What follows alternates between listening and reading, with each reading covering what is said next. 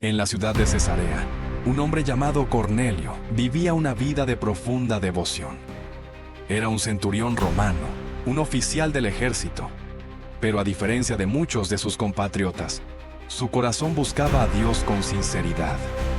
Aunque no era judío, tenía un profundo respeto por el Dios de Israel. Oraba constantemente y era generoso con los necesitados. Una tarde, mientras elevaba sus oraciones, algo extraordinario ocurrió. En una visión celestial, un ángel del Señor se le apareció.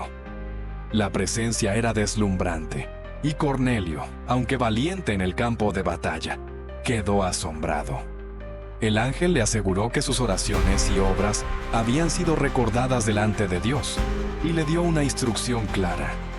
Debía enviar a buscar a un hombre llamado Pedro, quien tenía un mensaje importante para él. Con total obediencia, Cornelio llamó a 2 de sus sirvientes y a un soldado de confianza, y los envió a la ciudad de Jope, donde Pedro se encontraba. Sin saberlo, en ese mismo momento, Dios ya estaba preparando el corazón de Pedro para lo que vendría. A la mañana siguiente, Pedro subió a la azotea de la casa donde se hospedaba para orar. Mientras lo hacía, sintió hambre, y en ese instante tuvo una visión. Frente a sus ojos, vio descender del cielo un enorme lienzo lleno de toda clase de animales, incluso aquellos que la ley judía consideraba impuros. Pedro se sintió perturbado, pues toda su vida había seguido estrictamente las reglas de pureza alimentaria. Sin embargo, a través de esta visión, Dios le estaba mostrando algo mucho más grande que simplemente un cambio en las normas dietéticas. Pedro quedó confundido, sin entender del todo el significado de lo que había visto. En ese preciso momento, los enviados de Cornelio llegaron a la casa preguntando por él. Entonces, el Espíritu Santo habló a Pedro, indicándole que debía ir con aquellos hombres sin dudarlo. Confiado en la guía de Dios, Pedro descendió, escuchó la razón de su visita y decidió acompañarlos a Cesarea. Al día siguiente, Pedro llegó a la casa de Cornelio y se encontró con una escena impactante. No solo Cornelio lo esperaba con ansias, sino que había reunido a su familia y amigos más cercanos para escuchar la palabra de Dios. Era evidente que el corazón de Cornelio y de todos los presentes estaba sediento de verdad.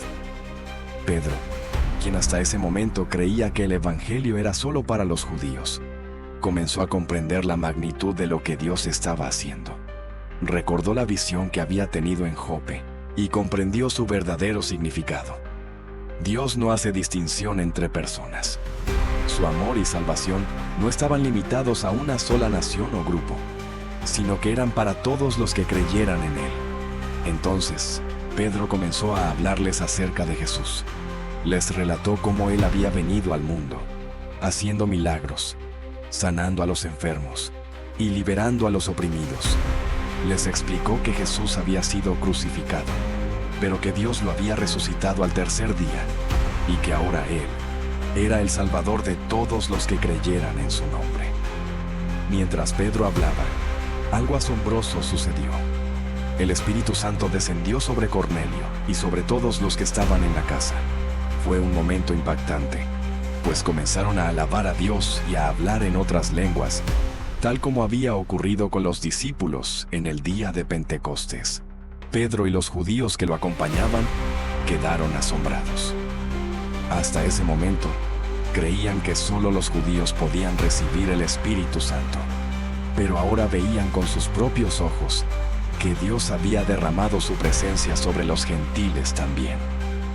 Sin dudarlo más, Pedro preguntó y todos quisieron ser bautizados en el nombre de Jesús, pues había quedado claro que Dios los había aceptado. Ese día marcó un punto de inflexión en la historia de la iglesia, pues quedó demostrado que la salvación no era exclusiva de un solo pueblo, sino que estaba abierta para todos aquellos que creyeran en Cristo. La historia de Pedro y Cornelio nos enseña una lección poderosa. Muchas veces, los seres humanos imponen límites, crean barreras y establecen distinciones, pero Dios no actúa de esa manera. Él mira el corazón, y su amor está disponible para todo aquel que lo busca con sinceridad. Recuerda que la Biblia dice, porque de tal manera amó Dios al mundo, que dio a su Hijo unigénito, para que todo aquel que cree en Él no se pierda, sino que tenga vida eterna.